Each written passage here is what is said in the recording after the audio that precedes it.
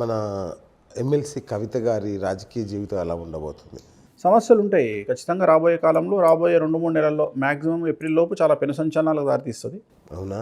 ఖచ్చితంగా లీగల్గా చాలా పెద్ద ఎత్తుకు వెళ్ళేటువంటి అవకాశం ఉంది. ఇష్యూస్ చాలా పెద్ద ఎత్తుకు వెళ్తాయి, ఖచ్చితంగా వెళ్తాయి. జాతకంలో గురువు నీచంలోకి వ్యయంలోకి వస్తున్నాడు కాబట్టి ఖచ్చితంగా పెను సంచలనాలకు దారితీస్తాయి.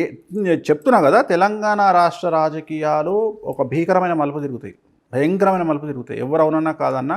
ఓకే, నేను ఇప్పుడు కాదు, సంవత్సరం నుండి నెత్తినోరు కొట్టుకుంటున్నా, అదే చెప్తున్నా. నేను శని మారిన తర్వాత కేంద్ర రాజకీయాలు ఇంక్లూడింగ్ సెంట్రల్, నేను అదే మాట్లాడుతున్నా, భారతదేశ రాజకీయాలు, ఆంధ్రప్రదేశ్ రాష్ట్ర రాజకీయాలతో పాటు తెలంగాణ రాష్ట్ర రాజకీయాలు కూడా పెను సంచలనాలకు కారణభూతమవుతాయి.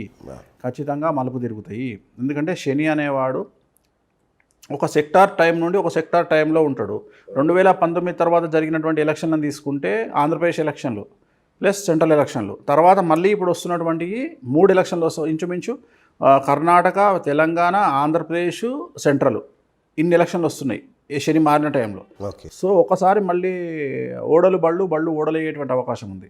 సో దానికి ఒక కారణభూతము లేదా దానికి ఒక ఎగ్జాంపుల్ మనము హిమాచల్ ప్రదేశ్ని తీసుకోవచ్చు. ఓకే.